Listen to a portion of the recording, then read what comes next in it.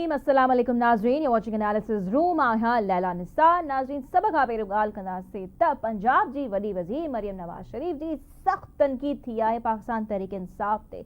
ॻाल्हि करे रही आहियां अॼोकी तक़रीब में हू मौजूद हुयूं ऐं उन्हनि ॻाल्हि कई त ही मई जे जेके ज़िम्मेवार आहिनि नाज़रीन, मई जा 9 मई जा ज़िम्मेवार उहे उन्हनि भारत जहिड़ी कार्रवाई कई आहे, यानी जेको 9 मई ते थियो उहो ई भारत कयो। या ज़ाहिर आहे इन मां साफ़ साफ़ ज़ाहिर आहे त हू सिधो वार जेको आहे पाकिस्तान तहरीक इंसाफ़ ते कनि पियूं। त छा इहा स्टेटमेंट जेका CM जी पंजाब जी CM इहा स्टेटमेंट ॾिनी आहे पाकिस्तान तहरीक इंसाफ़ खे निशानो बणायो वियो आहे ऐं ज़ाहिर आहे हू जेकी ॻाल्हि कनि पियूं त जेको कुझु 9 मई ते थियो साॻी शइ जेको आहे भारत बि कई आहे। ऐं तव्हांखे असां ॾेखारणु चाहींदासीं त अॼु एग्ज़ैक्टली उन्हनि चयो छा आहे, यानी जेके भारत टैक्स कया पए, भारत जहिड़ो रवैयो रखियो ऐं ॿिए पासे जेको 9 मई ते शइ थी हुई उन्हनि ॿिन्ही खे मद्देनज़र रखंदे उन्हनि हिकिड़ी स्टेटमेंट ॾिनी आहे। Please take a look.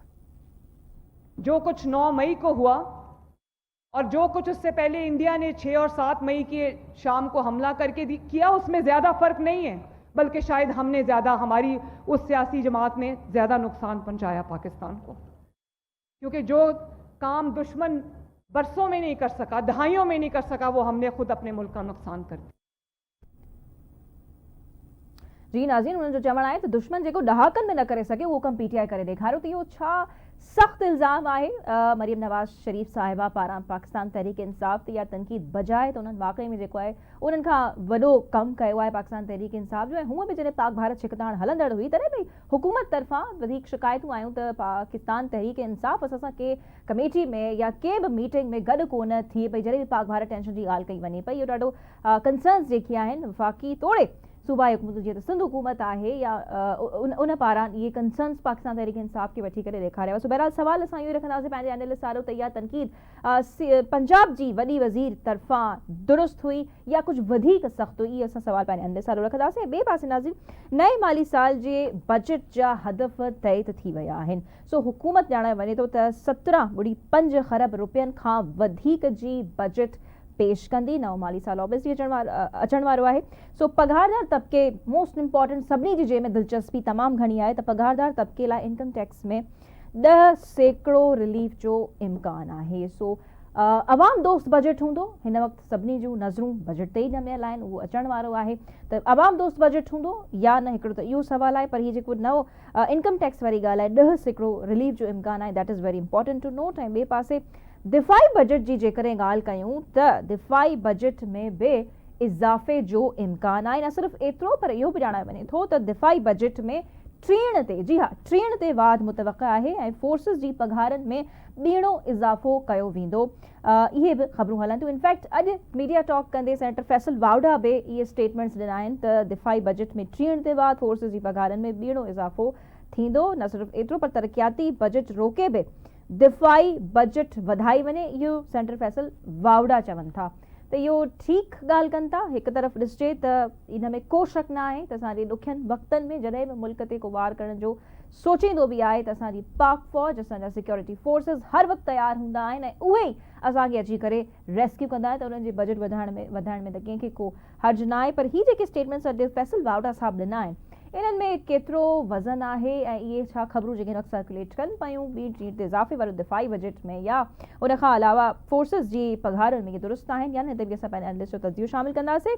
ऐं टी नाज़रीन मोस्ट इंपॉर्टेंट, जंहिंमें जीअं तव्हांखे ख़बर आहे त CSS जो इम्तिहान ॾियण में नौजवान तमामु घणी दिलचस्पी रखनि था। ऐं हाणे इंट्रस्टिंगली नेशनल असेंबली हिकिड़ी रेज़ोल्यूशन खे पास कयो आहे ऐं उन्हनि अप्रूव कई आहे इनफैक्ट नेशनल असेंबली। सो उन में CSS जी जेकी एज लिमिट आहे हाणे उनखे वधाइण जो अप्रूवल नेशनल असेंबली ॾेई छॾियो आहे, यानी हिकिड़ी रेज़ोल्यूशन पास थी वई आहे त जेकी मैक्सिमम एज लिमिट आहे उनखे वधाई वञे। हूअ 30 सालनि ताईं आहे, हाणे 30 खां 35 साल कई वई आहे ऐं हाणे 35 सालनि ताईं नौजवान जेके आहिनि उहे ॾेई सघंदा। न सिर्फ़ु एतिरो, पर जेके अटैम्प्ट्स ॾिना वेंदा आहिनि उहे त 3 अटैम्प्ट्स हूंदा आहिनि, पर हाणे उम्मीदवार खे 5 भेरा CSS इम्तिहान में हिसो हू वठी सघे थो ऐं इहो ई इन रेज़ोल्यूशन में बि ॼाणायो वियो आहे। सो इन मां केतिरो फ़ाइदो थी सघे पियो नौजवाननि खे, छो त तमामु घणो इंट्रस्टेड हुजनि था CSS एग्ज़ाम्स जी तरफ़, तमामु घणा अट्रैक्टेड आहिनि, उनजी तयारी बि कनि पिया ऐं खोड़ नौजवान जेको आहे इन इम्तिहान खे पास करण जा ख़्वाहिशमंद बि हूंदा आहिनि, ओतिरी महिनत बि कंदा आहिनि। त हीअ जेकी रिलैक्सेशन, एज रिलैक्सेशन ॾिनी वई आहे इन रेज़ोल्यूशन जे ज़रिए, या केतिरी असराइती थी सघे थी, केतिरो फ़ाइदो ॾेई सघे थी न नौजवाननि खे, इहो असां सभु डिस्कस कंदासीं। ऐं आख़िर में तव्हांजी मुलाक़ात कराईंदासीं असीं हिकु अहिड़ी सिंधियाई सां जेका पंहिंजो पाण खे हिकु फील्ड में मंडराए रही आहे, हिकु मुआशरे जे लाइ तमामु सुठो कमु करे रही आहे। कहिड़ी सिंधियाई आहे, कहिड़ो कमु करे पई, सभु कुझु ॿुधाईंदासीं तव्हांखे right after a short commercial brake.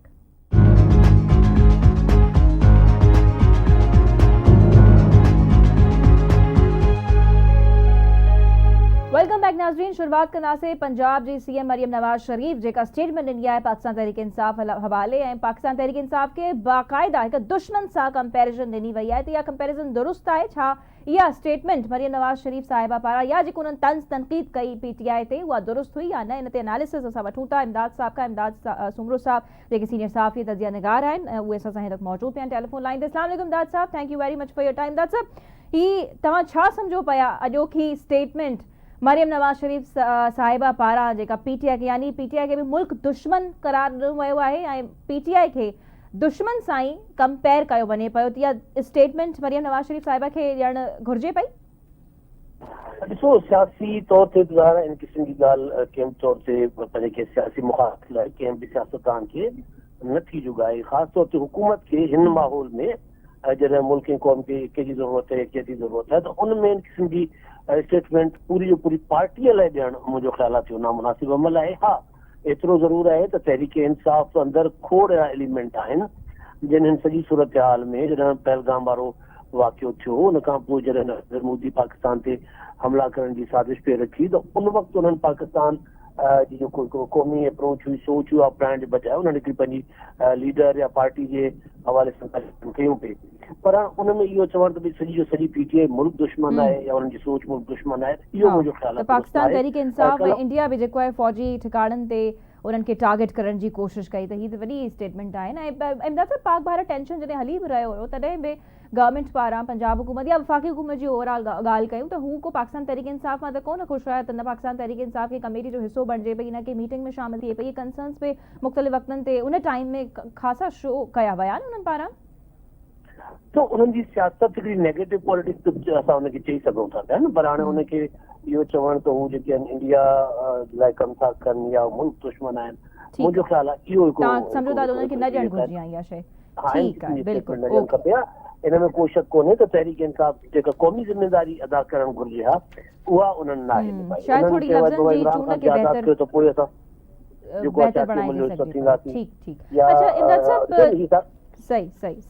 Laila हिसाबी जेका तहरीक इंसाफ़ आहे न, जंहिंखे जेको आहे क़ौमी सलामती कमेटी जो इजलास हुयो पहलगाम खां पोइ, जेको ब्रीफिंग हुई पार्लियामेंट में, उन में उन्हनि खे दावत ॾिनी वई हुई त बाबा तव्हां अचो।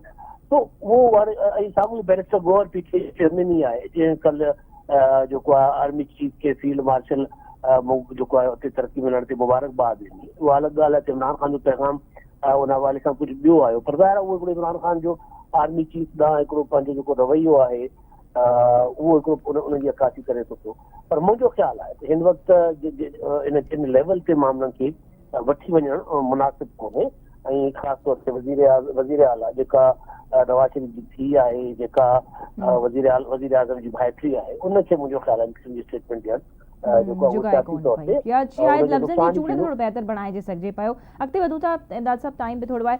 अच्छा, नए माली साल जे बजट जा हदफ़ तय थी विया आहिनि, पर हाणे हुकूमत जेको आहे 17.5 खरब रुपयनि खां वधीक जी बजट जेको आहे पेश करणु वञे पई पघारदार तबिके लाइ। इनकम टैक्स जी जेकॾहिं ॻाल्हि कजे हुन में 10% रिलीफ जो इम्कान बि आहे। अच्छा, दिफ़ाई बजट ते असां तव्हांजो तजियो चाहींदासीं त दिफ़ाई बजट में हिन भेरे छा ट्रीण ते वाध थिए पई, हिन शइ जो सूबनि सां छा कनेक्शन आहे? छा सूबनि जे डेवलपमेंट बजट मां या सूबनि खे बि इहो चयो वञे थो त हू बि इन शइ में पार्टिसिपेट कनि? इन ते छा तव्हांजो तजियो आहे जेके सर्कुलेट कनि पियूं ख़बरूं? ऐं ख़ासि करे फैसल वावरा साहब बि थोरी देरि अॻु में मीडिया टॉक कई आहे, उन्हनि जा बयान बि कुझु इहे साम्हूं आहे त तरक़ियाती बजट रोके करे दिफ़ाई बजट वधाई वञे।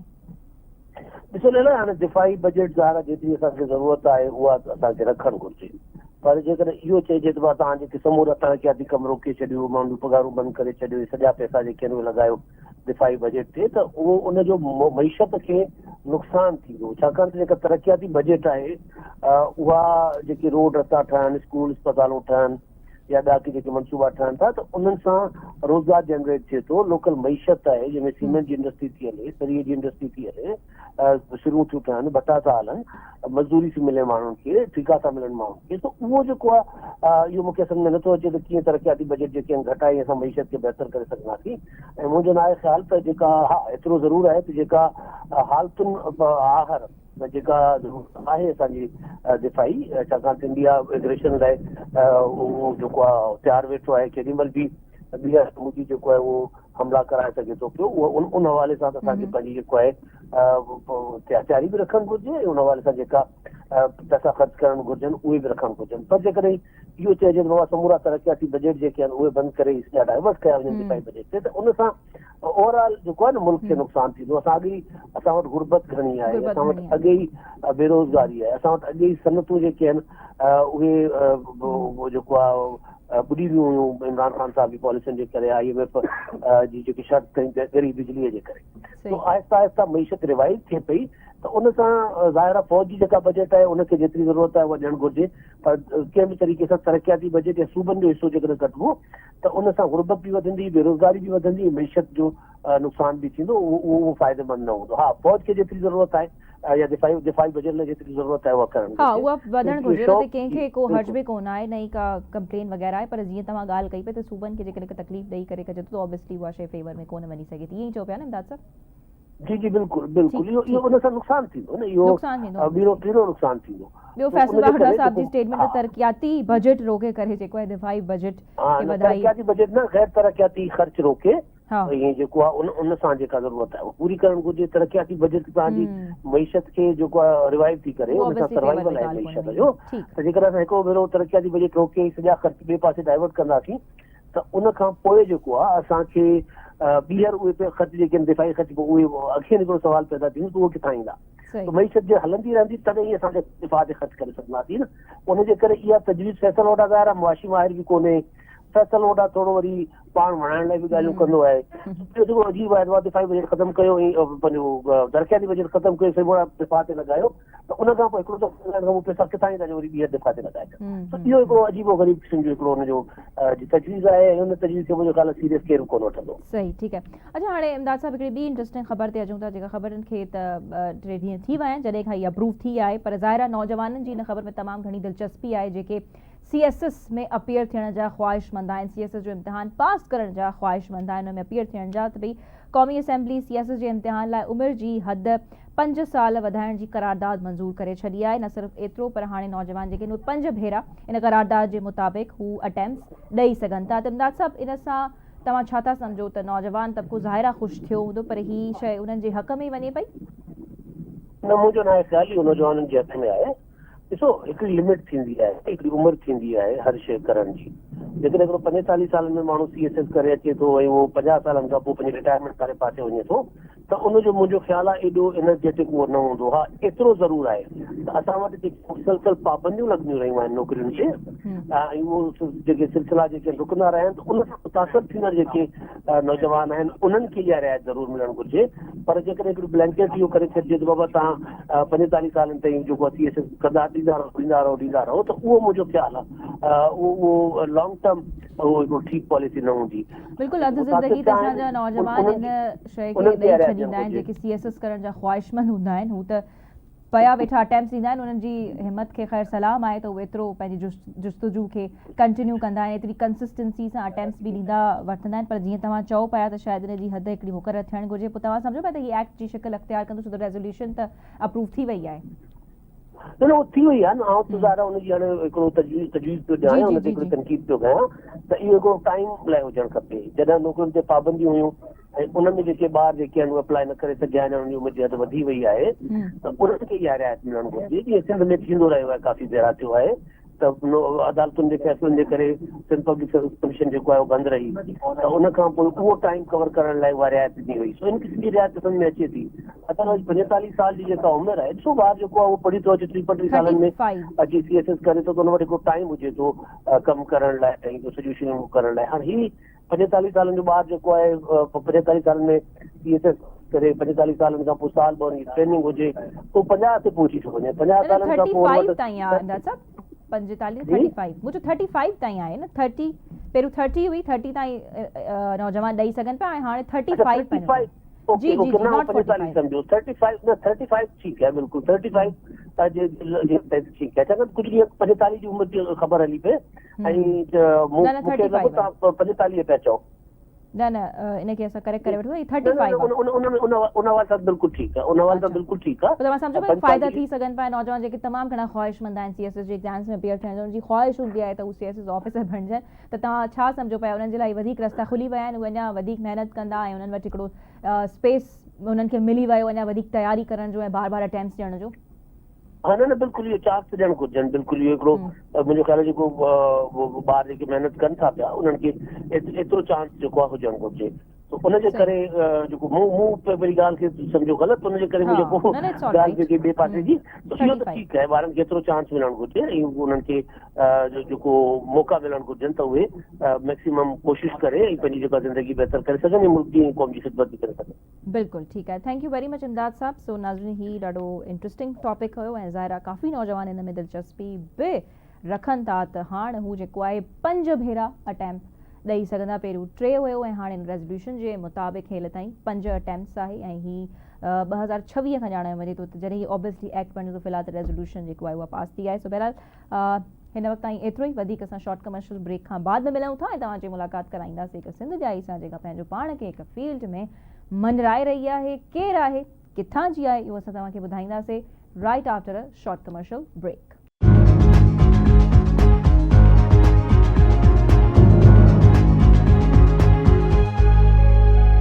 वेलकम बैक नाज़रीन हाणे तव्हांजी मुलाक़ात कराईंदासीं हिकु अहिड़ी सिंध जाई सां जे परनि जो घर ॾे वरितो आहे जी हा तव्हांजी मुलाक़ात असां परनि जो घर अॾींदड़ हिकु सिंध जाई सां कराईंदासीं ऐं ॻाल्हि करे रही आहियां नन अदर देन फरज़ाना खोसो जी हाँ फरज़ाना खोसो जो फेरी होम आहे नाज़रीन हू फेरी होम जे नाले सां हिकु इदारो हलाइनि पियूं जंहिंमें खोड़ बेसहारा नियाणियुनि जो हू सहारो बणिजनि पियूं ऐं इन ख्वाब खे हुननि कीअं पूरो कयो हुननि जो तालुक़ु किथां खां आहे ज़ाहिर आहे हुननि जो इंट्रोडक्शन खोड़ सारी डॉक्यूमेंट्रीज़ हुननि ते ठहियल बि आहिनि पर हू हिकु सिंध जा ई आहे ऐं इन एॾे वॾे ख्वाब खे हुननि इन जी पूराई जेको आहे कीअं थी आहे छो त हीअ तमामु ॾुखी ॾिठो वञे नाज़रीन हिकु औरत जे लाइ हिकु इदारो क़ाइमु करणु ऐं उन्हनि नियाणियुनि जो सहारो बणिजनि जंहिंजो को दुनिया में सहारो न आहे त इहा हिकिड़ी वॾी ॻाल्हि हुजे थी ऐं ज़ाहिर आहे इन सफ़र जी जेकॾहिं वधीक ॻाल्हि कयूं त अदी खे खोड़ सारनि चैलेंजिस खे बि फेस करिणो पियो हूंदो ऐं सॼी इहा कहाणी जेको आहे असां उन्हनि जे ज़बानी ॿुधी वठूं था त मूंसां गॾु मौजूदु आहे फरज़ाना खोसो फेरी होम्स जी को फाउंडर सो अस्सलाम वालेकुम अदी Farzana thank you very much for your time ऐं अदी we are very proud of you जेको तव्हां कमु कयो पिया जहिड़ी रीति तव्हां तमामु नियाणियुनि खे सहारो ॾिनो आहे पर ॻाल्हि इहा आहे ज़ाहिर असां हिकिड़े बुनियादी सवाल खां ई शुरूआति कंदासीं त इन फेरी होम ठाहिण जो परियुनि जो घर अॾण जो तव्हांखे ख़्यालु कीअं आयो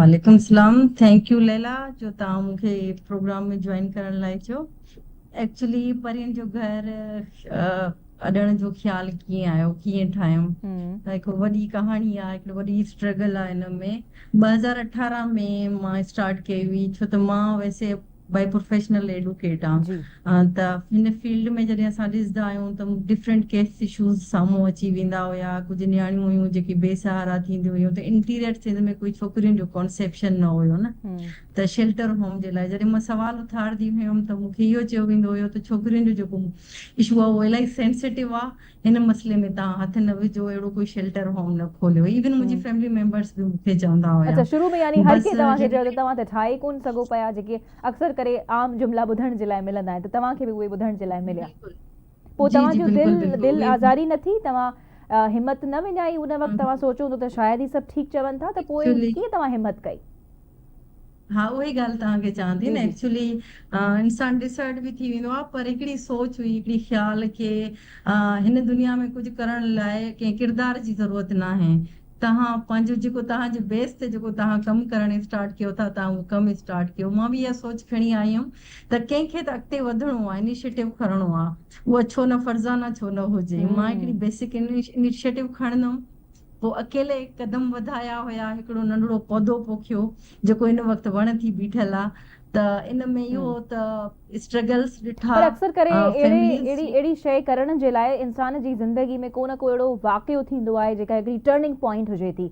छा तव्हांजी ज़िंदगी में बि का अहिड़ी मूवमेंट थी, अहिड़ो मूवमेंट हुयो या को अहिड़ो वाक़ियो थी करे गुज़रो जो तव्हांखे इहो ख़्यालु आयो त शायदि हीउ क़दम खणणु तव्हांजे लाइ तमामु ज़रूरी आहे? जी बिल्कुलु बिल्कुलु। एक्चुअली मां तव्हांखे ॿुधायमि त बाय प्रोफेशनल मां You're एडवोकेट an आहियां, advocate, त हाँ। मुंहिंजो मुख़्तलिफ़ इदारनि सां कनेक्टेड हुयो, जीअं वुमेन प्रिज़न आहे, दारुल अमान आहे, मुख़्तलिफ़ ॿिया कंसर्न इदारा हुया, छोकिरनि जा इदारा हुया।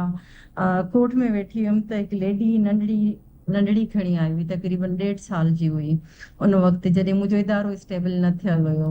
त खणी आई हुई, त उनजो हाणे उहो डिफरेंट केस इशू आहे। त मां हिन नंढड़ी खे हिते ॾेई थी वञा, तव्हांखे यतीम खाने में हिनखे मोकिलियो, मतिलबु उहो ऑन करण लाइ उन बेबी खे तयारु न हुई। अच्छा। त उन वक़्तु सवाल उथिया हुया कोर्ट में त सखर में को अहिड़ो इदारो न आहे जिते असां हिन नंढड़ी खे मोकिलियूं, छो त छोकिरनि जा इदारा आहिनि हर जॻह ते, सखर खैरपुर में, त छोकिरियुनि जे लाइ कोई अहिड़ो इदारो न आहे। त उहो ई ज़हन में उन वक़्तु ख़्यालु आयो त मां छो न अहिड़े क़िस्म जो कोई इदारो खोलियां जे अहिड़े क़िस्म जा केस अचनि मिसिंग चाइल्ड्स जा या ॿिया जेके बिल्कुलु गुम थियल ॿार हूंदा आहिनि या पेरेंट्स खां अलॻि थी वेंदा आहिनि, त मां कोई अहिड़ो शेल्टर होम भले टेम्परेरी कस्टडी हुजे खोलियां जेको ॿारनि खे हिकिड़ो तहफ़ुज़ ॾे, हिकिड़ो घर जो माहौल ॾे। सही। त बसि उन इनिशिएटिव खे मतिलबु स्टार्ट मुंहिंजी माइंड पोइ सेट हिन उतां वक़्तु ई चेंज केतिरियूं थी। नियाणियूं माशाल्लाह सां तव्हांजे इन फेरी होम्स में आहिनि तव्हां वटि? 75 खां अबव 75 आहिनि। खां अबव आहिनि। अच्छा, ठीकु जी सही। सो अक्सर यानी तव्हां पाण वकील बि आहियो, ऐं ॿियो तव्हां इहो बि ॿुधाइजो त तव्हां हिन सखर में आहियो ऐं बेसिकली तव्हांजो तालुक़ु किथां खां आहे? एक्चुअली मां बिलोंग करती आहियां डिस्ट्रिक्ट कश्मीर खां। कश्मीर खां। जी बिल्कुलु, मुंहिंजी जेका बेसिक फैमिली आहे उहा सॼी कश्मीर खां ई बिलोंग कंदी आहे। मां पंहिंजे ॿारनि जे एजुकेशन जे करे सखर अची वियमि, पोइ जॾहिं इदारो स्टार्ट कयमि त पोइ अच्छा, हिते हिन त रहिजी तव्हां वियमि माशाल्लाह इदारे सां जे यंग करे। ऐं गुड लुकिंग आहियो, पर इहो बि तव्हांजी डॉक्यूमेंट्रीज़ में असां ॾिठो आहे त तव्हांजी शादी बि तमामु नंढी उमिरि में थी हुई। सो इहो चैलेंजिंग हुयो ऐं तव्हां उन्हनि न्याणियुनि उन्हनि औरतुनि मां आहियो जेके हिन तमामु हिकिड़ी सुठे हुन ते बीठियूं आहिनि ऐं पंहिंजो पाण पुख़्तियूं थी करे बीठियूं आहिनि ऐं तमामु घणो सुठो तव्हां कमु करे रहिया आहियो जेको हाईलाइट बि थी रहियो आहे। सो इहे इन ते कुझु तव्हां ॻाल्हाइणु चाहींदा? तव्हांजी नंढी उमिरि में शादी थी हुई? जी मुंहिंजी अर्ली एज में शादी थी हुई, बिल्कुलु 12-13 सालनि जे एज में थी हुई। मां एक्चुअली काफ़ी इंटरव्यूज़ में बि चई चुकी आहियां त मां पंहिंजे ॿारनि सां गॾु, जेके मुंहिंजा ॿई पुट हुया, त अकेडमीज़ कोचिंग अकेडमीज़ हुया, जेके क्लासिस हुया, मां पंहिंजे ॿारनि सां अटेंड कया आहिनि, मां पंहिंजे पुटनि सां पढ़ी बि आहियां। ओके, दैट्स त हिन में कोई इंटरेस्टिंग। शक न आहे। अच्छा, यानी तव्हां पंहिंजे पुटनि ॿ पुट आहिनि माशाल्लाह सां तव्हांखे, तव्हां उन्हनि सां जी अकेडमी पंहिंजो पढ़णु गॾु वेंदा हुयो क्लास में? जी मां पंहिंजो ऐं एजुकेशन छा जेको उते कंटिन्यू तव्हांखे रखियो हुयो। रिएक्शन मिलंदो हुयो जॾहिं की भर पासे वारे खे ख़बर पवंदी हुई त हीअ त मां पुट आहिनि? हिकु त तव्हां पंहिंजो हुनजी ज़ाहिरात कोन लॻंदा हूंदो कि तव्हां हुनजी अम्मी आहियो। जी एक्चुअली वाकई इहा ॻाल्हि आहे त मुंहिंजो नंढड़ो पुटु थोरो एक्टिव हुयो, इलाही माशाल्लाह प्रेज़ेंटेशन ॾियण में हर शइ में। त असांजो हिकिड़ो उस्ताद स्टिल आहे, त उहो कॾहिं कॾहिं हाणे बि ॻाल्हि कंदो आहे त उहो वञी करे जॾहिं प्रेज़ेंटेशन में प्रिपेयर प्रॉपर असां न हूंदा हुयासीं, उहो हूंदो हुयो त उनखे टेबल ते खणी बीहारे करे चवंदो हुयो, देखो ये मेरी उसी स्टूडेंट का बेटा है, मां नहीं पढ़ के आई है, बेटा पढ़ के आया। ओके। उन शइ ते थोरी थींदी हुई, हिकिड़ी इंकरेजमेंट बि मिलंदी आहे त कॾहिं कॾहिं की असां पंहिंजो औलाद सां गॾु हुयासीं ऐं अॼु असांजो औलाद असां सां गॾु बीठो आहे असांजे कम में। सही। अच्छा, ही तव्हां ज़ाहिरा जॾहिं ही परिन जो घर स्टार्ट कयो फेरी होम्स जे नाले सां, तव्हांजी फैमिली जे तरफ़ां फुल सपोर्ट तव्हांखे मिली पई? ज़ाहिरा तव्हांजा माशाल्लाह सां शादी बि थियल आहे, ॿार बि आहिनि, हिकु इदारो हलायो थियूं, उन खां अलावा एडवोकेट बि आहियो, त इहो सभु कुझु चैलेंजिंग न हुयो तव्हांजे लाइ? घर वारनि सपोर्ट कयो तव्हांखे? एक्चुअली मां तव्हांखे ॿुधायां, जॾहिं मां इनिशिएटिव बेस खणां पई, मां इदारो जॾहिं सोचां पई त मां शेल्टर होम खोलंदमि, मां हिकिड़ो ऑर्गेनाइज़ेशन रजिस्टर कराईंदमि फेरी होम जे नाले सां, त मुंहिंजी फैमिली में सभु मुंहिंजा अगेंस्ट हुया। इवन मुंहिंजे हस्बैंड बि मूंखे चवंदो हुयो त इहा हिकिड़ो मतिलबु चैलेंजिंग हुआ, छोकिरियुनि जो इदारो, तूं जेकी ॿिया कमु करें थी, तूं पंहिंजी एडुकेसी में आहे, तूं वुमेन प्रिज़न खे ॾिसें थी, ॿियनि शयुनि खे एक्टिविटीज़ करें थी, तूं उन्हनि शयुनि खे ॾिस त इन्हनि शयुनि खे उहो न कर। इनिशिएटिव जॾहिं मां वरितमि त ज़ाहिरी ॻाल्हि आहे पुख़्तो इरादो करे जॾहिं मां स्टार्ट कयमि त उन वक़्तु 6 न्याणियुनि खां स्टार्ट थी हुई, मुख़्तलिफ़ केस इशूज़ हुया मूं वटि। त उन वक़्तु तव्हांजो छा रद्द अमल हो जॾहिं तव्हां वटि 6 न्याणियूं आयूं? तव्हांजा अहसासात छा हुया, छा महसूस कयो पिया? मां इलाही सेंसिटिव नेचर जी आहियां, मां कॾहिं कॾहिं रोई बि ॾींदी आहियां हिननि शयुनि ते। ओके मां या थोड़ा जो अगरि मुंहिंजे साम्हूं कोई अहिड़ो केस इशू अची वञे न त सेंसिटिव आहे इलाही हद खां वधीक, त इन करे मां मोस्टली खुली करे ॿारनि जी काई केस स्टोरी बि साम्हूं न आणंदी आहियां, छो त हर हा ॿार जो हिकिड़ो दैट्स पंहिंजो हिकिड़ो कॉन्फिडेंशियल। प्राइवेसी आहे उहा। त इन्हनि मामलात में जॾहिं अहिड़े क़िस्म जा ॿार ईंदा आहिनि या अहिड़े क़िस्म जो कोई केस इशू अचे त मुंहिंजो पंहिंजा ई एहसासात मतिलबु कहिड़ा जज़्बात बीइंग अ मदर, छो त हे जेके परियूं आहिनि जेके 75 आहिनि सभु मूंखे अम्मी अम्मी करे चवंदियूं आहिनि। ओके अम्मी चवंदियूं न आहिनि पोइ तव्हां आई इन्हनि परियुनि मां सां जेको रोल केतिरो अदा वक़्तु कंदी आहियां, अक्सर करे गुज़ारींदा आहियो वधी? मां ईअं सम्झो त मां प्रैक्टिस बि हाणे छॾे ॾिनी आहे, मुंहिंजो फुल टाइम इन्हनि सां ई हूंदो आहे। मां सुबुह जो ईंदी आहियां 8 बजे, स्टिल मां हिन वक़्तु बि फेरी होम में तव्हां वेठी आहियां, अच्छा तव्हां ऐं उते ई मूंखे वेठा थी आहियो। वेंदा आहिनि मतिलबु मां सॼो टाइम फुल टाइम हिते ॾींदी आहियां। सही। अच्छा हाणे तव्हां उन्हनि न्याणियुनि खे छा पैगाम ॾियणु चाहींदव जेके तव्हां वांगुरु मुआशिरे में मसइला ॾिसी करे हू बि तमामु घणो सेंसिटिव थी वञनि थियूं ऐं चाहिनि थियूं त हू बि कुझु कनि मुआशिरे जी भलाई जे लाइ, अहिड़ा इदारा क़ाइमु कनि जो सभिनी जी भलाई थिए, चाहे ॿार हुजनि वॾा हुजनि या ख़ासि करे न्याणी हुजनि, पर उहे उन्हनि खे मुआशिरो जेको आहे तमामु घणो डिसअपॉइंट करे विझे थो या डिसहार्टन थी वञनि पियूं। पोइ छा यानी तव्हांजो मिसाल असांजे साम्हूं मौजूदु आहे, हाणे तव्हां उन्हनि न्याणियुनि खे कीअं हिमत ॾींदा ऐं छा सलाह मशवरो ॾींदा, कहिड़ो पैगाम ॾींदा त न जे आउं करे सघां थी त तव्हां बि करे सघो थियूं? एक्चुअली ॾिसो मां तव्हांखे ॿुधायमि त मां बेसिकली कश्मीर डिस्ट्रिक्ट खां बिल्कुलु बिलोंग कंदी तव्हांजो आहियां, तेॾे बलोच ट्राइब सेंसिटिव सां। डिस्ट्रिक्ट त सां तालुक़ु आहे। हा, जी जी त तव्हां पाण इहे ॻाल्हियूं सोचे सघो था त अहिड़े चैलेंज खे खणी आई आहियां जॾहिं मुंहिंजे लाइ सुवाल उथिया हुया जॾहिं मां प्रैक्टिस में आयमि त मुंहिंजे हस्बैंड खे चयो हुयो त तुंहिंजी ज़ाल हाणे प्रैक्टिस कंदी, तुंहिंजी घरवारी हाणे माण्हुनि सां मर्दनि सां उथंदी वेहंदी। ज़ाहिरी ॻाल्हि आहे, ऐं हिन यस मुआशिरे यस में कोई बि बिल्कुलु औरत हुजे, तव्हां हुजो मां हुजां, असां सभिनी बिल्कुलु खे चैलेंजिस चैलेंजिस फेस हुजनि करणो था। पवंदो आहे। त बीइंग अ फीमेल असां घर में ॿाहिरि ऑफिशियली मेल डोमिनेट सोसाइटी आहे, सही अगरि असां इन्हनि चैलेंजिस खे फेस करे हिमत हारे वेहंदासीं त पोइ शायदि असां कुझु करे न सघूं, इन क़ाबिल न थी सघूं। मां पंहिंजी न्याणियुनि खे बि चवंदी आहियां जेके मुंहिंजी 75 न्याणियूं आहिनि, मां चवंदी आहियां त दुनिया में माण्हू तव्हांखे डिस्करेज करण वारा इलाही मिलंदा, तव्हांखे इनकरेज करण वारा माण्हू हिन दुनिया में घटि मिलंदा, जेकी तव्हांजी हौसला अफ़ज़ाई थियनि, तव्हांजा ॿाह ॿेली थियनि, तव्हांजो साथ ॾियनि। हिन दुनिया में जॾहिं तव्हांखे कुझु करणो पवंदो आहे त तव्हां पंहिंजी हिमत ऐं पंहिंजे हौसले सां ऐं जेका पंहिंजी ख़ुदि इत्मादी आहे उनखे स्ट्रॉन्ग करे बीह रहो। दुनिया जो कोई बि अहिड़ो तूफ़ान न आहे जो तव्हांखे लोॾे सघे, सही तव्हांखे कमज़ोर करे सघे। अगरि छोकिरियूं हिमत कंदियूं, हौसले सां कमु कंदियूं ऐं पंहिंजा कदम बीहारे करे स्ट्रॉन्ग थी करे बीहंदियूं त मां कॾहिं बि उहो पोइते न हटी सघंदियूं ऐं हिन कम में अॻिते हूंदियूं। मां त पाण ई इन शइ ते कायल आहे। जॾहिं मुंहिंजी फेरी होम जी हिकिड़ी नंढड़ी यूनिवर्सिटी फर्स्ट टाइम वञे पई त ओके उहा वापसी ते चए पई अम्मी तव्हां मूंखे पिक ऐं ड्रॉप कयो, मां पाण न ईंदमि। त हुनखे चवंदी आहियां त कॾहिं कॾहिं पाण बि ईंदी कर। पोइ उहा मूंखे हाणे चवंदी आहे अच्छा इहा तव्हां अम्मी ॾाढी तव्हां ई मूंखे फर्स्ट टाइम जी हा मुझे इहा तव्हां ॾाढी सॉरी इंपॉर्टेंट ॻाल्हि कई त ही तव्हां बेसहारा न्याणियुनि खे सहारो त ॾियो पियो, तव्हां वटि रहनि पियूं, पर उन्हनि जी तालीम में बि तव्हां मदद कयो पिया। जीअं तव्हां पाण ई हाणे पंहिंजी ज़बानी ॿुधायो त काफ़ी न्याणियूं जेके आहिनि हू यूनिवर्सिटी गोइंग बि आहिनि, सो इहे बि जी मिसाल तव्हां वटि बिल्कुलु मौजूदु आहिनि। असां चाहींदासीं त इहे वधीक थोरो तफ़सील में ॿुधायो असांखे। जी जी जी बिल्कुलु, मां तालीम बेसिक एजुकेशन ॿारनि खे टोटली सभु हाणे फर्स्ट जेके मुंहिंजी कुझु फेरीज़ आहिनि उहे यूनिवर्सिटी वञनि थियूं, 2 फेरीज़ मुंहिंजी कैडेट कॉलेज लाड़काना बि पढ़नि थियूं, ऐं उन खां अलावा मुंहिंजी जेकी फेरीज़ आहिनि उहे इवनिंग में ब्यूटिशियन जो कोर्स, सिलाई कढ़ाई जो कोर्स ऐं कंप्यूटर जी क्लासिस वग़ैरह बि उन्हनि जा थींदा आहिनि। जूडो कराटे सिंध गेम में उन्हनि पार्टिसिपेट बि कयो आहे, माशाल्लाह विन बि करे आयूं आहिनि। मुख़्तलिफ़ जेके बि एक्टिविटीज़ हूंदा आहिनि त माशाल्लाह क्विज़ कॉम्पिटिशन हुजे, कोई बि शइ हुजे, मुंहिंजा ॿार किथे बि घटि न आहिनि, सभिनी खां अॻिते आहिनि। ऐं मां मोस्टली पंहिंजे फेरीज़ खे इहा ॻाल्हि चवंदी आहियां त हिमत कयो ऐं पाण में हौसलो पाण पैदा कयो। ईअं न सम्झो त असां छोकिरियूं आहियूं असां कुझु न करे सघंदासीं, दुनिया में कोई बि अहिड़ो कमु न आहे जेको तव्हां नथा करे सघो। सही, जॾहिं खां तव्हां ही फेरी होम स्टार्ट कयो, ज़ाहिर आहे हर ॾींहुं स्मूथ ऐं सुठो त न रहियो हूंदो, इन में काफ़ी चैलेंज जो तव्हां ज़िक्र पाण कयो बि, पर छा को अहिड़ो लम्हो, को अहिड़ो मूमेंट हुयो जेको तमामु घणो ॾुखियो हुयो ऐं उते शायदि तव्हांजी हिमत टुटी पई ऐं तव्हां चयो हाणे त बसि आउं थकिजी पई आहियां, शायदि ही कमु न अॻिते वधे, पोइ तव्हां कीअं उते हिमत कई, कीअं पंहिंजो पाण खे हौसलो ॾिनो? को अहिड़ो मूमेंट आहे जेको तव्हां असां सां शेयर करणु चाहियो? पर्सनली तो मां शेयर न कंदमि, कुझु बिल्कुलु। अहिड़ी शयूं आहिनि जेके ऑफिशियल हा, जेको तव्हांखे बहितर लॻे। पेरेंट्स जे जी। हिसाब सां। हा, त बिल्कुलु अहिड़ा काफ़ी मूमेंट्स हुया जॾहिं मां पाण ई हिन शइ ते क्लियरली ॻाल्हाईंदमि त जॾहिं असां हिकु औरत थी करे जॾहिं काई औरत कमु कंदी आहे ऐं जॾहिं ऑफिशियली किथे वेंदी आहे त उनखे डिस्करेज कयो वेंदो आहे, मूं ते फाइल उछलाया वेंदा आहिनि त तव्हां हिन कमु इहो कमु करे न सघंदव, तव्हां वटि जेके नियाणियूं आहिनि त असां छा सम्झूं त काथों आयल आहिनि, कीअं न सवाल उथंदा आहिनि। जी, त बिल्कुलु बिल्कुलु। कॾहिं कॾहिं इंसान हिम्मत हारे वेही रहंदो आहे, हौसला।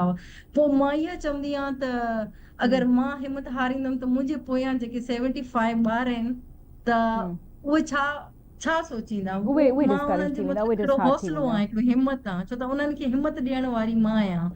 हा, काफ़ी जॻहनि ते डिस्करेज बि थींदी आहियां, कॾहिं कॾहिं ऑफिशियल वे में जॾहिं मूंखे तंग कयो वेंदो आहे या समाजी लिहाज़ सां मूंखे डिस्करेज कयो वेंदो आहे त मां बि सोचींदी आहियां त मां इदारो बंदि करे सुकून वारी लाइफ अच्छा, गुज़ारियां, ॿियो बि हिकिड़ी हिकिड़ो जेका आउं लाइफ सवाल करणु स्टाइल आहे। चाहींदुसि त छा हाणे तव्हां हिननि फेरीज़ जी पंहिंजो शादी जो बि ज़िम्मो ज़ाहिर तव्हां ई खयो हूंदो ऐं इन वक़्त ताईं छा तव्हां शादियुनि वारी शइ बि पंहिंजो थी आहे, उहे बि करायूं आहिनि तव्हां हुननि न्याणियुनि फेरीज़ जूं? न आदि उहो एक्चुअली मुंहिंजी जेका मेन या एज फोकस लिमिट आहे, आहे? जेका मां थोड़ी क्लियर न करे सघी आहियां जी, तव्हांखे, त मुंहिंजी आहे त मां पंहिंजी नियाणियुनि खे एम्पावर कयां, पंहिंजे पेरनि ते पाण बीहारियां, सही, जो उहे ज़बरदस्त। इन क़ाबिल थी सघनि त सुभाणे अगरि उहे मैरिड लाइफ में वञनि त पंहिंजे लाइ पाण कुझु करे सघनि, कंहिं मर्द जे जी, अॻे हथ न फैलाइनि, ज़बरदस्त। कंहिं समाज जे साम्हूं हथ न फैलाइनि। बिल्कुलु पर बिल्कुलु। मुंहिंजी कोशिशि इहा ई आहे, पहिरियों उन्हनि खे बि सुठी तालीम ॾियां, पहिरियों उन्हनि खे एम्पावर कयां, पोइ शादियुनि जा बि सिलसिला जॾहिं एम्पावर थींदा, स्ट्रॉन्ग थींदा त पोइ उन्हनि जे लाइ पोइ पाण ई शादी सुठा करण बि रिश्ता ठीकु अची आहे। वेंदा। बिल्कुलु ज़बरदस्त। असांखे तव्हां ते तमामु घणो फ़ख़्रु आहे, हिन वक़्तु तमामु माण्हू तव्हांखे ॾिसी बि रहिया आहिनि, असांजा व्यूअर्स हू बि तमामु घणो इंस्पायर थी रहिया आहिनि। So thank you very much Adeeb Farzana, तव्हां सां गॾु मौजूदु हुया, पंहिंजी कहाणी पंहिंजे ज़बानी ॿुधाई त कीअं तव्हां हिकु ऑर्गेनाइज़ेशन जोड़ी ऐं उते परियूं जेके बेसहारा हुजनि थियूं उन्हनि खे, उन्हनि नियाणियुनि खे जेके हू हाणे परियूं करे सघनि थियूं, फेरी होम जे नाले सां हिकु ऑर्गेनाइज़ेशन जोड़ी जिते काफ़ी बेसहारा जेके नियाणियूं आहिनि उहे सहारो वठी सघनि थियूं। ऐं तमामु सुठी ॻाल्हि मूंखे इहा बि लॻी, तव्हांखे बि यकीनन लॻी हूंदी त काफ़ी अदी जो जेको मोटिव आहे उन्हनि खे एम्पावर करण जो आहे, हू यूनिवर्सिटी ताईं बि यानी करे काफ़ी जेके नियाणियूं आहिनि उते करे पुॼियूं आहिनि। सो हीअ तमामु सुठी ॻाल्हि आहे, एप्रिशिएबल आहे। ईअं असांखे पंहिंजी नियाणियुनि खे इनकरेज करणु घुरिजे ऐं डिस्करेज न करणु घुरिजे, हुननि जी हिमत वधाइणु घुरिजे त जीअं हू समाज जी भलाई जे लाइ बि तमामु घणा क़दम खणी सघनि ऐं पंहिंजो पाण बि ख़ुदि मुख़्तियार थी सघनि ऐं हर जिते बि उन्हनि खे मौक़ो मिले हू पंहिंजो नालो जेको आहे भरपूर नमूने सां मनराए सघनि। सो अॼोके प्रोग्राम में एतिरो ई, मुलाक़ात थींदी ईंदड़ हफ़्ते। अला।